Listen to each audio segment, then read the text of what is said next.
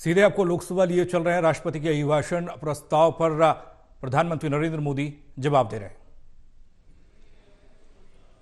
जैसे यहां बैठे थे वैसे ही कई दशक तक वहां बैठने का आपका संकल्प,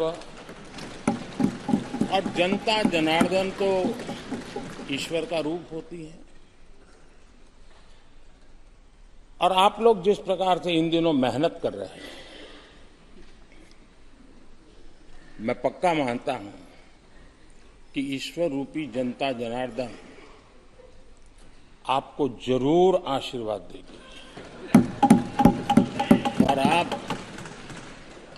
जिस ऊंचाई पे हैं उससे भी अधिक ऊंचाई पर जरूर पहुंचेंगे और अगले चुनाव में दर्शक दिशा में दिखेंगे।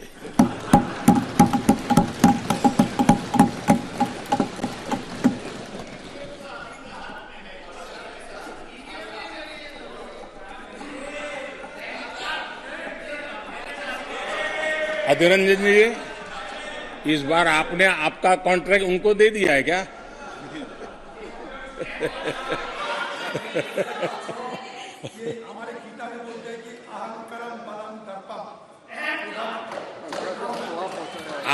आपने इन्हीं चीजों को पचाया है।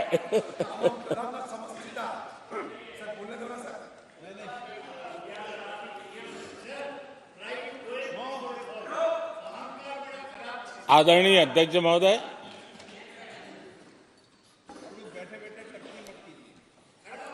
मैं देख रहा हूं कि आप में से बहुत लोग चुनाव लड़ने का हौसला भी खो चुके हैं, और मैंने सुना है बहुत लोग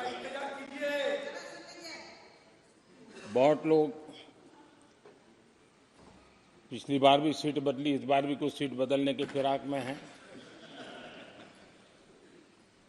और मैंने सुना है बहुत लोग अब लोकसभा के बजाय राज्यसभा में जाना चाहते हैं। तो स्थितियों का आकलन करके वो अपना अपना रास्ता ढूंढ रहे हैं। आदरणीय अध्यक्ष जी, राष्ट्रपति जी का भाषण एक प्रकार से तथ्यों के आधार पर, हकीकतों के आधार पर एक बहुत बड़ा दस्तावेज है जो देश के सामने राष्ट्रपति जी ने प्रस्तुत किया। और इस पूरे दस्तावेज को आप देखेंगे तो उन हकीकतों को समेटने का प्रयास किया है जिससे देश किस स्पीड से प्रगति कर रहा है, किस स्केल के साथ गतिविधियों का विस्तार हो रहा है, उसका लेखा जोखा आदरणीय राष्ट्रपति जी ने प्रस्तुत किया है। आदरणीय राष्ट्रपति जी ने भारत के उज्जवल भविष्य को ध्यान में रखते हुए 4 मजबूत स्तंभों पर हम सबका ध्यान केंद्रित किया है, और उनका सही आकलन है कि देश के 4 स्तंभ जितने ज्यादा मजबूत होंगे, जितने ज्यादा विकसित होंगे, जितने ज्यादा समृद्ध होंगे, हमारा देश उतना ही समृद्ध होगा, उतना ही तेजी से समृद्ध होगा। और उन्होंने इन 4 स्तंभों का उल्लेख करते हुए देश की नारी शक्ति, देश की युवा शक्ति, देश के हमारे गरीब भाई बहन और देश के हमारे किसान, हमारे मछुआरे, हमारे पशुपालक, उनकी चर्चा की है। इनके सशक्तिकरण के माध्यम से राष्ट्र के विकसित भारत के लक्ष्य को प्राप्त करने की जो राह है, उसका स्पष्ट दिशा निर्देश आदरणीय राष्ट्रपति जी ने कहा है। अच्छा हो सकता है आपके यहां फिशरमैन माइनॉरिटी के ना हो सकता है आपके यहां पशुपालक माइनॉरिटी के ना हो सकता है किसान आपके यहां माइनॉरिटी के ना हो सकता है महिलाएं आपके यहां माइनॉरिटी में ना हो सकता है कि आपके यहां युवा में माइनॉरिटी। क्या हो गया है दादा? क्या देश के युवा जी की बात होती है? समाज के सब वर्ग नहीं होते हैं? क्या देश की नारी की बात होती है? देश की सभी नारी नहीं होती है? कब तक टुकड़ों में सोचते रहोगे? कब तक समाज को बांटते रहोगे? सब सीमा करो। बहुत तोड़ा देश को।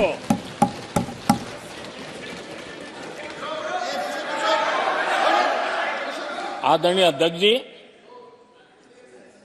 अच्छा होता कि जाते जाते तो कम से कम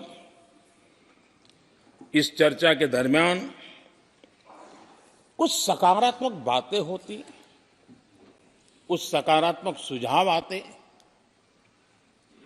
लेकिन हर बार की तरह आप सब साथियों ने देश को बहुत निराश किया, क्योंकि आपकी सोच की मर्यादा देश समझ पा रहा है। उसको बार बार दर्द होता है कि ये दशा है इनकी सोचने की मर्यादा इतनी है। आदरणीय अध्यक्ष जी, नेता तो बदल गए, लेकिन टेप रिकॉर्डर वही बज रही है, वही बातें, कोई नई बात आती नहीं, और पुरानी ढपली और पुराना राग वही चलता रहता है आपका। चुनाव का वर्ष था, थोड़ी मेहनत करते, कुछ नया निकाल करके लाते, जनता को जरा संदेश दे पाते, उसमें भी फेल गए आप। चलिए, ये भी मैं सिखाता हूं। आदरणीय अध्यक्ष जी, आज विपक्ष की जो हालत होगी ना, इसकी सबसे दोषी कांग्रेस पार्टी है।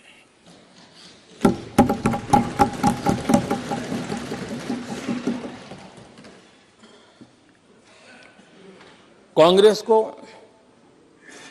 एक अच्छा विपक्ष बनने का बहुत बड़ा अवसर मिला, और 10 साल कम नहीं होते, लेकिन 10 साल में उस दायित्व को निभाने में भी वे पूरी तरह विफल गए। और जब खुद विफल हो गए तो विपक्ष में और भी होनहार लोग हैं, उनको भी उभरने नहीं दिया, क्योंकि फिर मामला और गड़बड़ हो जाए। इसलिए हर बार यही करते रहे कि और भी विपक्षी जो तेजस्वी लोग हैं उनको दबा दिया जाए।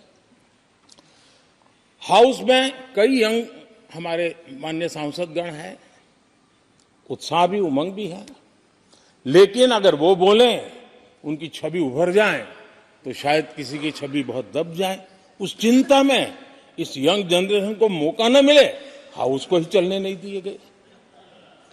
यानी एक प्रकार से इतना बड़ा नुकसान कर दिया है, खुद का भी, विपक्ष का भी, संसद का भी और देश का भी। और इसलिए, और मैं हमेशा चाहता हूं कि देश को एक स्वस्थ अच्छे विपक्ष की बहुत जरूरत है।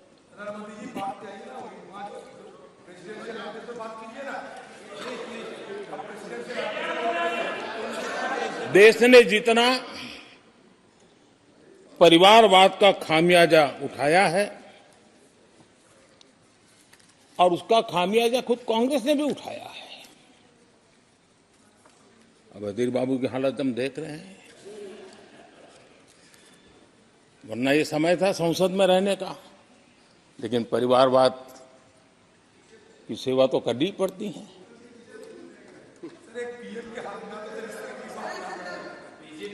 आदरणीय अध्यक्ष जी, अब हालत देखिए, हमारे खरगे जी इस सदन से उस सदन शिफ्ट हो गए, और गुलाम नबी जी तो पार्टी से ही शिफ्ट कर गए। ये सब परिवारवाद के भेंट चढ़ गए।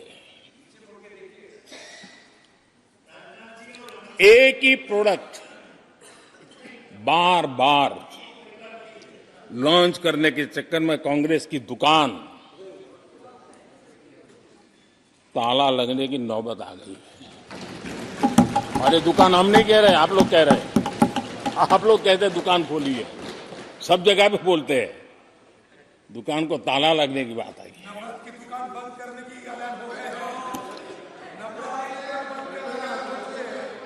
यहां हमारे दादा अपनी आदत छोड़ नहीं पाते हैं, वो वहां से बैठे बैठे कमेंट कर रहे हैं परिवारवाद की। मैं जरा समझा देता हूं, आज माफ करना अध्यक्ष महोदय, मैं जरा समय ले रहा हूं। आज हम किस परिवारवाद की चर्चा करते हैं? अगर किसी परिवार में अपने बलबूते पर जन समर्थन से एक से अधिक अनेक लोग अगर राजनीतिक क्षेत्र में भी प्रगति करते हैं, उसको हमने कभी परिवारवाद नहीं कहा है।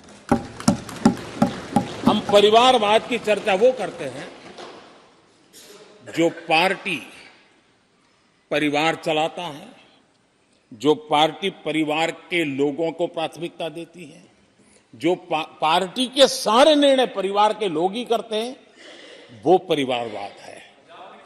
न राजनाथ जी की कोई पॉलिटिकल पार्टी है, न अमित शाह की कोई पॉलिटिकल पार्टी है। और इसलिए जहां एक परिवार को पार्टियां लिखी जाती हैं, वो लोकतंत्र में उचित नहीं है। लोकतंत्र में पार्टी अनेक, एक परिवार के 10 लोग राजनीति में आए, कुछ बुरा नहीं है। हम तो चाहते हैं नौजवान लोग आए।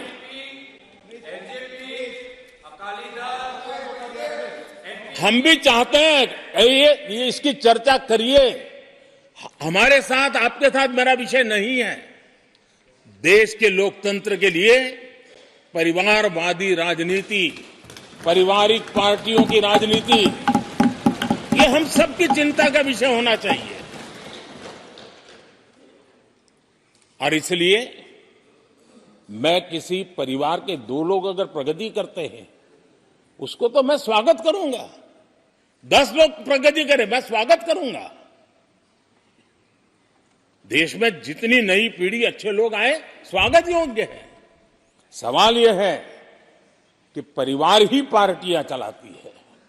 पक्का है कि ये अध्यक्ष नहीं होगा तो उसका बेटा होगा, ये नहीं होगा तो उसका बेटा होगा। ये लोकतंत्र का खतरा है। और इसलिए अच्छा हुआ दादा, थैंक यू। ये विषय कभी बोलता नहीं था, आज बोल दिया मैंने। आदरणीय अध्यक्ष जी, एक ही प्रोडक्ट को बार बार लॉन्च करने का भरपूर प्रयास हो रहा है।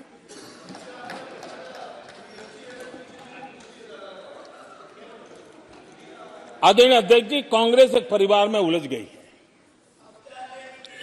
देश के करोड़ों परिवार की आकांक्षाएं और उपलब्धियां वो देख पा ही नहीं रहे, देख सकते नहीं। अपने परिवार के बाहर देखने की तैयारी नहीं है।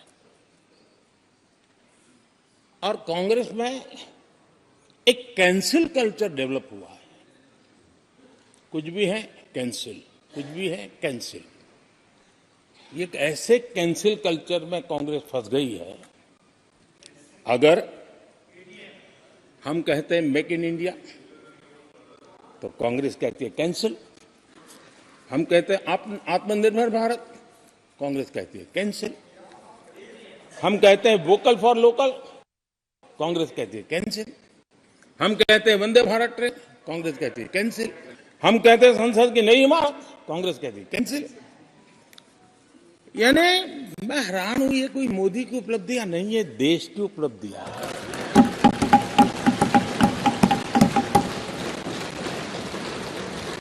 इतनी नफरत कब तक पाले रखोगे? और उसके कारण देश की सफलताएं, देश के अचीवमेंट, उसको भी कैंसिल करके आप बैठ गए हो।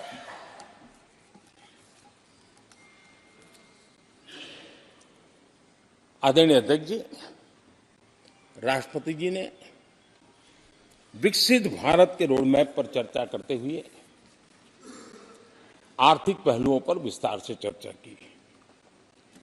अर्थव्यवस्था के मूलभूत जो आधार है उसके की बारीकी से चर्चा की और भारत की मजबूत अर्थव्यवस्था को आज पूरी दुनिया सराह रही है, पूरी दुनिया उससे प्रभावित है और जब विश्व संकट से गुजर रहा है तब तो उनको और ज्यादा अच्छा लगता है। G20 समिट के अंदर सारे देश ने देखा है कि पूरा विश्व भारत के लिए क्या सोचता है, क्या कहता है, क्या आशा करता है।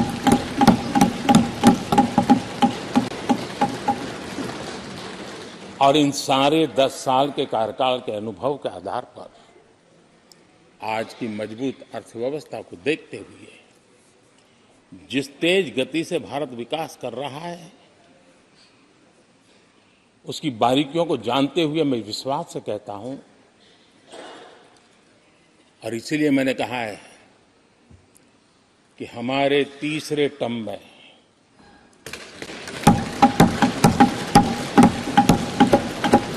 भारत दुनिया की तीसरी बड़ी आर्थिक ताकत बनेगा।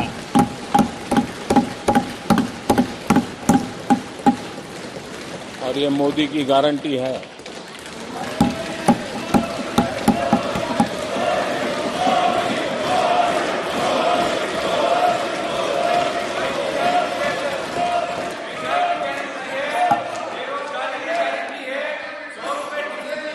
माननीय अध्यक्ष जी इनको पहले मौका नहीं दिया था क्या?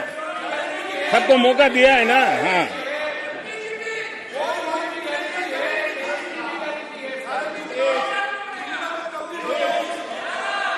आदरणीय अध्यक्ष जी,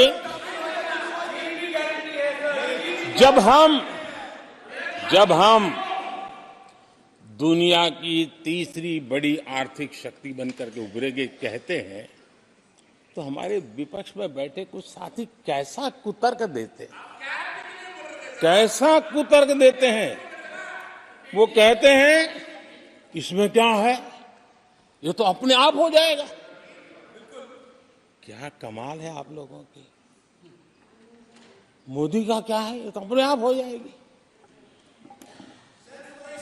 मैं जरा सरकार की भूमिका क्या होती है इस सदन के माध्यम से देश को और विशेष करके देश के युवा मन को बताना चाहता हूं, देश की युवा शक्तियों को बताना चाहता हूं कि होता कैसे है और सरकार की भूमिका क्या होती है।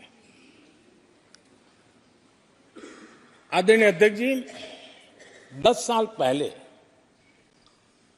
2014 में फरवरी महीने में जो इंटरिम बजट आया था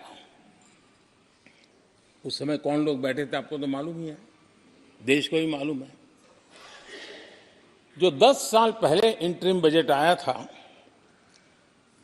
उसे पेश करते समय उस समय के वित्त मंत्री ने जो कहा था मैं उसको कोट कर रहा हूं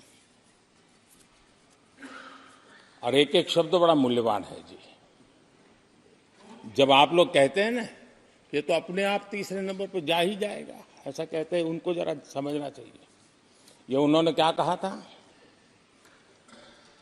आई now wish to look forward and outline a vision for the future. Vision for the future. पूरे ब्रह्मांड के सबसे बड़े अर्थशास्त्री बोल रहे थे। I now wish to look forward and outline a vision for the future. आगे कहते हैं, I wonder how many have noted the fact that India's economy, in terms of the size of its GDP, is the 11th largest in the world. यानी 2014 में 11 number पहुंचने पर क्या गौरवगान होता था। आज 5 पर पहुंच गए और आपको क्या हो गया, क्या हो गया। आदरणीय अध्यक्ष जी, आदरणीय अध्यक्ष जी, आदरणीय अध्यक्ष जी, आदरणीय अध्यक्ष जी, आदरणीय अध्यक्ष जी, आदरणीय अध्यक्ष जी, मैं आगे पढ़ रहा हूं। गोगोई जी, थैंक यू, आपने अच्छा कहा। मैं आगे पढ़ रहा हूं, ध्यान से सुनिए साथियों, ध्यान से सुनिए। उन्होंने कहा था is the 11th largest in the world. बड़ा गौरव का बात था। There are great things in the store. आगे वो कह रहे हैं there are great things in store. फिर आगे कहते हैं there is a well argued view that in the next 3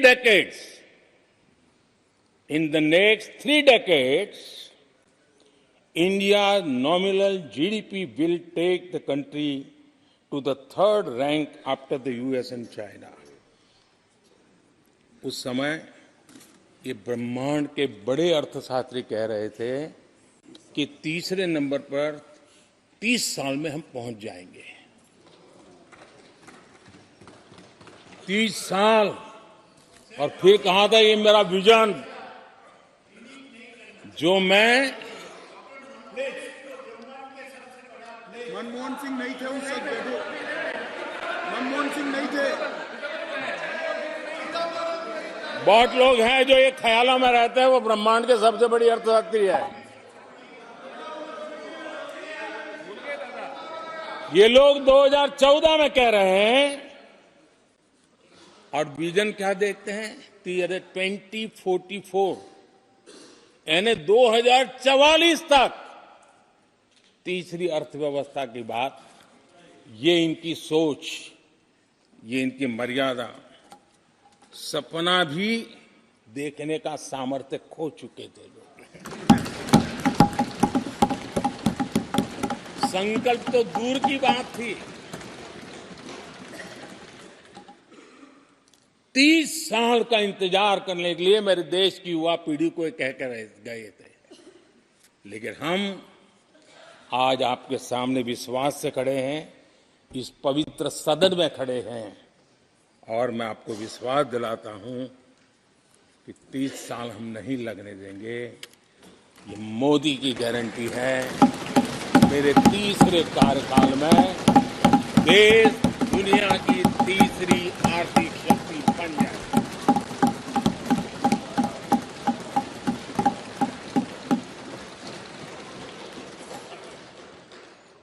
कैसे लक्ष्य रखते थे, उनकी सोच कहां तक जाती थी, दया आती है। और आप लोग 11 नंबर पे बड़ा गर्व कर रहे थे, अब 5 नंबर पहुंचा दिए जी। लेकिन अगर 11 पर पहुंचने से आपको खुशी होती थी तो 5 नंबर पहुंचने पर भी खुशी होनी चाहिए। देश 5 नंबर पे पहुंचा, आपको खुशी होनी चाहिए। इस बीमारी में फंसे पड़े हो। आदरणीय अध्यक्ष जी, भाजपा सरकार की काम करने की स्पीड, हमारे लक्ष्य कितने बड़े होते हैं, हमारा हौसला कितना बड़ा होता है, वो आज पूरी दुनिया देख रही है।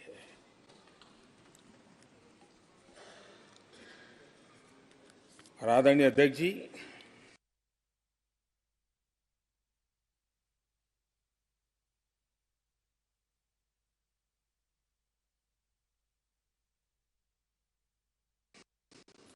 एक कहावत है हमारे उत्तर प्रदेश में, खास ये कहावत कही जाती है, 9 दिन चले 2.5 कोस।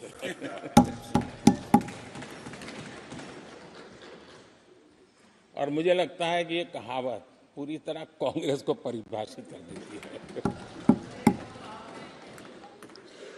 ये कांग्रेस की सुस्त रफ्तार, कांग्रेस की सुस्त रफ्तार का कोई मुकाबला नहीं। आज देश में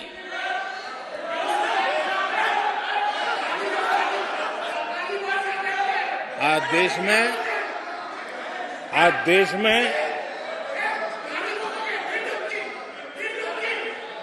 देश में जिस रफ्तार से काम हो रहा है, कांग्रेस सरकार इस रफ्तार की कल्पना भी नहीं कर सकती। आदरणीय अध्यक्ष जी,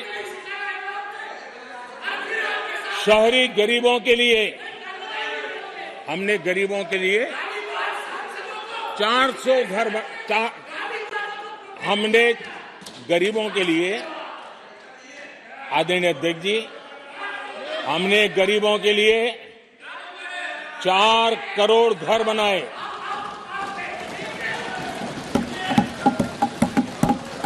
और शहरी गरीबों के लिए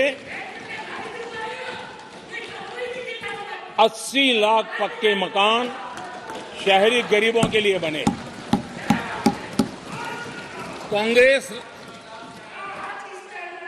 अगर कांग्रेस की रफ्तार से घर बने होते तो क्या हुआ होता, मैं इसका हिसाब लगाता हूं। अगर कांग्रेस की जो रफ्तार थी उस प्रकार से चला होता तो 100 साल लगते, इतना काम करने में 100 साल लगते, 5 पीढ़ियां गुजर जाती। आदरणीय अध्यक्ष जी, 10 वर्ष में 40,000 किलोमीटर रेलवे ट्रैक का इलेक्ट्रिफिकेशन हुआ। अगर कांग्रेस की रफ्तार से देश चलता, इस काम को करने में 80 साल लग जाते।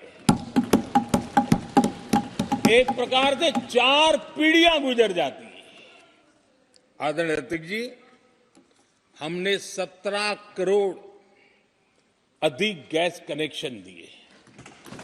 ये मैं 10 साल का हिसाब दे रहा हूं। अगर कांग्रेस की चाल से चलते तो ये कनेक्शन देने में और 60 साल लग जाते। 3 पीढ़ियां धुएं में खाना पकाते पकाते गुजर जाती। आदरणीय अध्यक्ष जी, हमारी सरकार ने सैनिटेशन कवरेज 40% से 100% तक पहुंची है। अगर कांग्रेस की रफ्तार होती तो ये काम होते होते 60-70 साल और लगते और कम से कम 3 पीढ़ियां गुजर जाती, लेकिन गारंटी नहीं होता कि नहीं होता। आदरणीय अध्यक्ष जी, कांग्रेस की जो मानसिकता है, जिसका देश को बहुत नुकसान हुआ है, कांग्रेस ने देश के सामर्थ्य पर कभी भी विश्वास नहीं किया। वे अपने आप को शासक मानते रहे और जनता जनार्दन को हमेशा कमतर आंकते गए, छोटा आंकते गए। आदरणीय अध्यक्ष जी, देश के नागरिकों के लिए कैसा सोचते थे, मैं जानता हूं, मैं नाम बोलते ही उनको जरा चुभन होगी, लेकिन 15 अगस्त लाल किले से प्रधानमंत्री नेहरू ने जो कहा था वो मैं जरा पढ़ता हूं। लाल किले से भारत के प्रथम प्रधानमंत्री ने जो कहा था वो पढ़ रहा हूं, नेहरू जी ने। उन्होंने कहा था, हिंदुस्तान में काफी मेहनत करने की आदत आम तौर से नहीं है। हम इतना काम नहीं करते जितना कि यूरोप वाले या जापान वाले या चीन वाले या रूस वाले या अमेरिका वाले करते हैं। ये नेहरू जी लाल किले से बोल रहे हैं।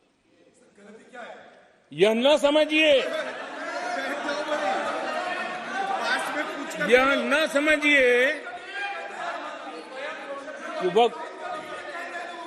यह न समझिए कि वह कौमें, ये न समझिए कि वह कौमें कोई जादू से खुशहाल हो गई। वो मेहनत से हुई है और अक्ल से हुई है। ये उनको सर्टिफिकेट दे रहे हैं, भारत के लोगों को नीचा दिखा रहे हैं। यानी नेहरू जी की भारतीयों के प्रति सोच थी कि भारतीय आलसी है। नेहरू जी की भारतीयों के लिए सोच थी कि भारतीय कम अक्ल के लोग होते हैं। और आदरणीय अध्यक्ष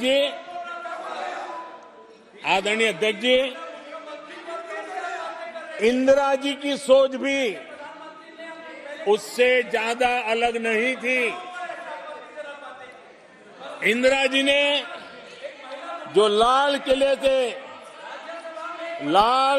से 15 अगस्त को कहा था, लाल किले से 15 अगस्त को इंदिरा जी ने कहा था, दुर्भाग्यवश हमारी आदत ये है कि जब कोई शुभ काम पूरा होने को होता है तो हम आत्मतुष्टि की भावना से ग्रस्त हो जाते हैं और जब कोई कठिनाई आ जाती है तो हम ना उम्मीद हो जाते हैं।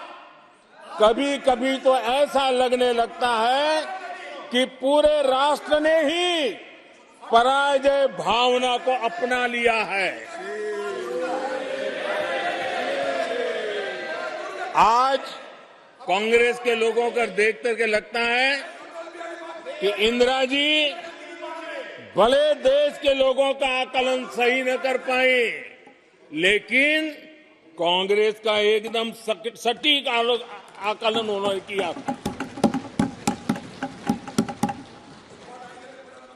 कांग्रेस के शाही परिवार के लोग मेरे देश के लोगों को ऐसा ही समझते थे, उनके विषय में ऐसे ही सोचते।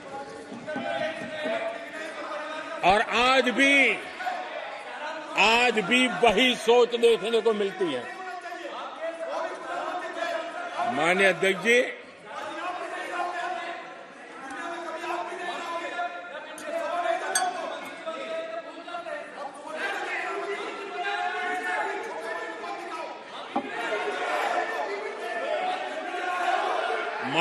जी, कांग्रेस का विश्वास हमेशा सिर्फ एक परिवार पर रहा है। एक परिवार के आगे वो न कुछ सोच सकते हैं, न कुछ देख सकते हैं। कुछ दिन पहले भानुमति का कुनबा जोड़ा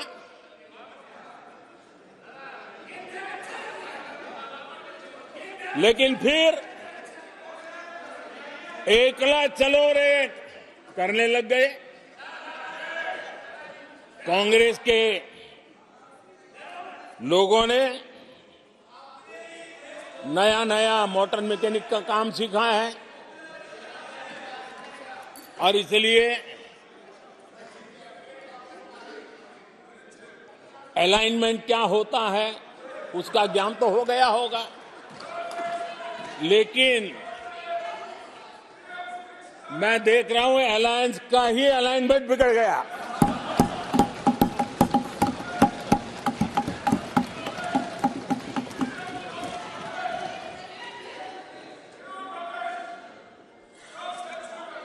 इनको अपने इस कुनबे में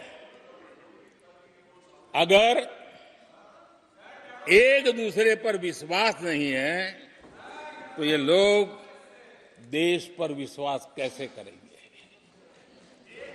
आदरणीय अध्यक्ष जी, हमें देश के सामर्थ्य पर भरोसा है, हमें लोगों की शक्ति पर भरोसा है आदरणीय अध्यक्ष जी, देश की जनता ने हमें जब पहली बार सेवा करने का अवसर दिया तो हमने पहले कार्यकाल में यूपीए के समय के जो गड्ढे थे वो गड्ढे भरने में हमारा काफी समय और शक्ति लगी।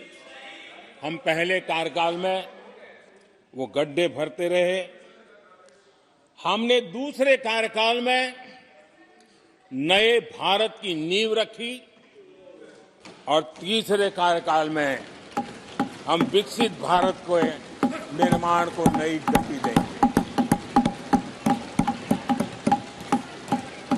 आदरणीय अध्यक्ष जी, पहले कार्यकाल में हमने स्वच्छ भारत, उज्ज्वला,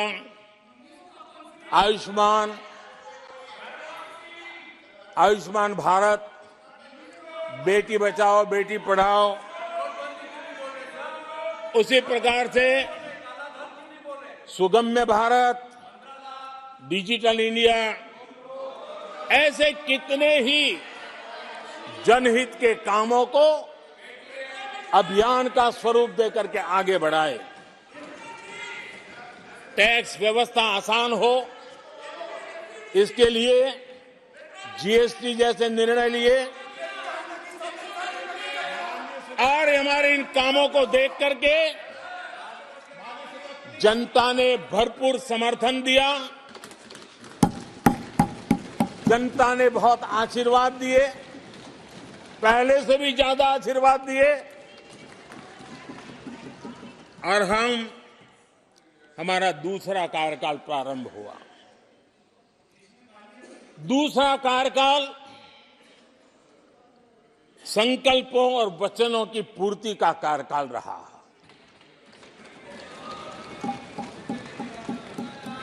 जिन उपलब्धियों का देश लंबे समय से इंतजार कर रहा था, वो सारे काम हमने दूसरे कार्यकाल में पूरे होते देखे। हम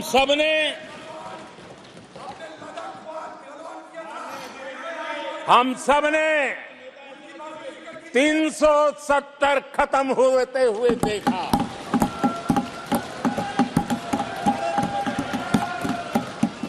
इन्हीं माननीय सांसदों के आंखों के सामने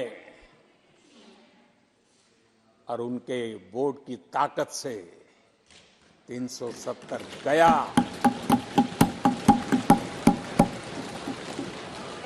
नारी शक्ति वंदन अधिनियम ये दूसरे कार्यकाल में कानून बना। आदरणीय अध्यक्ष जी, अंतरिक्ष से लेकर के ओलंपिक तक सशस्त्र बलों से संसद तक नारी शक्ति के सामर्थ्य की गूंज है।